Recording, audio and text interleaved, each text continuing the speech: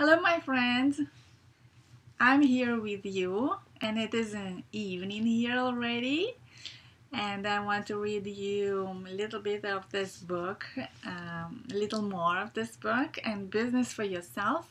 And I also want to show you my sweater that I'm wearing. It is from Chaps, and I really love it. It is 100% cotton and very, very comfortable with a nice design that I got for Christmas, and I really love the all the patterns on it. So I hope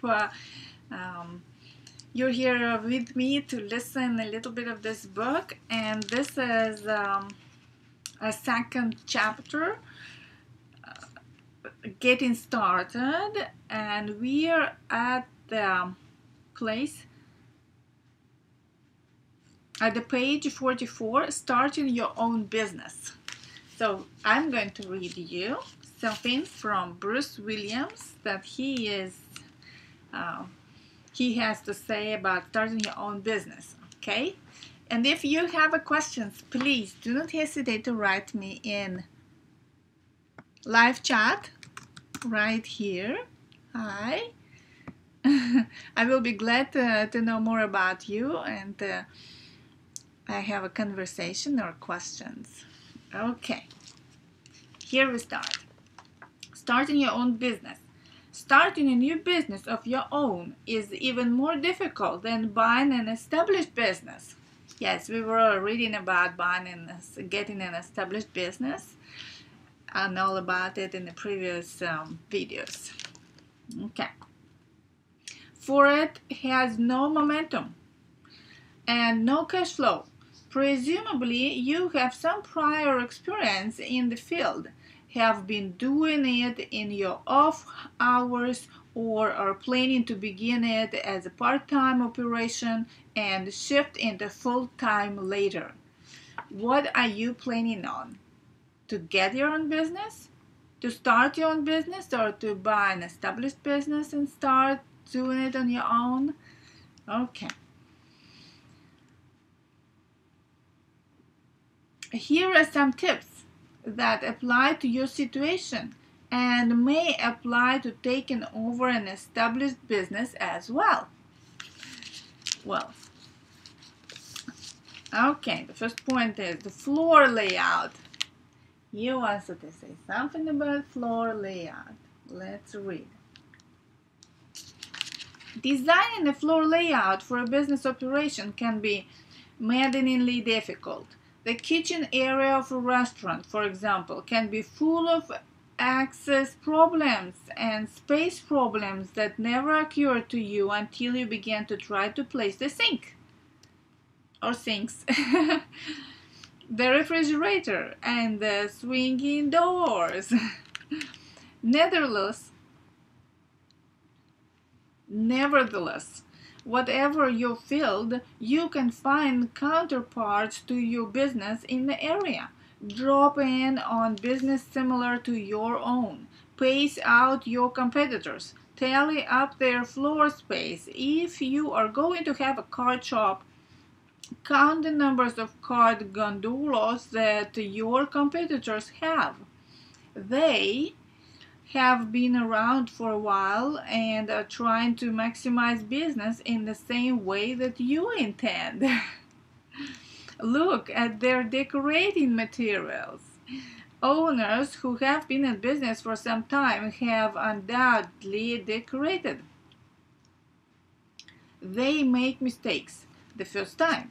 They bought a tile that collected dirt or a rug that worked quickly, and they learned by those mistakes. So, copy them. Why come up with your own ideas when you can easily borrow someone else's? What I find useful is to make a scale model of the store or work area involved, and then cut counters, gondolas, display racks, and so forth to scale and move them around. It's surprisingly how much you can learn from this exercise, and you can frequently see where an error might have been made. It is much less expensive and easier to do this than it is to have things custom made and then find out for whatever reason that they don't work or there was a better way. So, he's saying learn from your future competitors. The viability of this approach can be demonstrated easily when examining new buildings. Architects almost universally have a model made of the building before. Architects are smart. Before the building itself is put up. I've always made models of enterprises that I'm involved with. It costs almost nothing and just involves moving objects back and forth. Back and forth, back and forth. It can save you a great deal of time, money, and frustration. Well, time is the most important. Frustration is okay, maybe. I think it's okay. You can be frustrated sometimes, just for a couple seconds. Okay. Just because you're not going to run a franchise operation does not mean that you can't look at a franchise restaurant for tips for your own eatery. If every table is laid out exactly alike, it suggests that this huge franchise have done time studies that satisfied them and for which they doubtless paid a lot of money. Learn from franchise. There's an idea. I never thought of that. Franchises. Okay. Why fly in the face of such research? Use it. It can't be copyrighted. You can't copyright the height of a table or the space between two tables.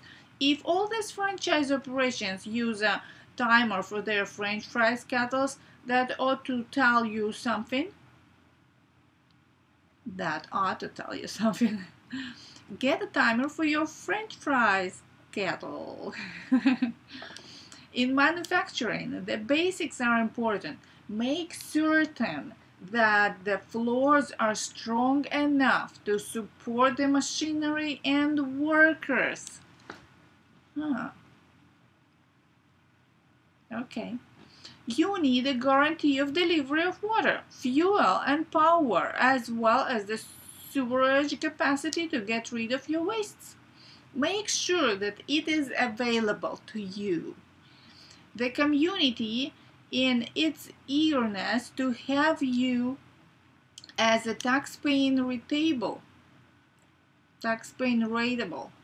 may overestimate its ability to deliver. You might want to pay an independent source to study whether the town can deliver on its promises.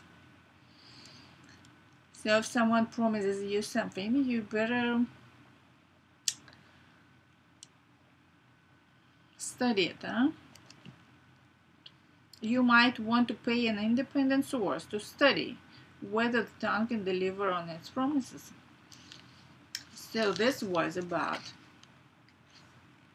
floor layout, and we started the part that calls starting your own business.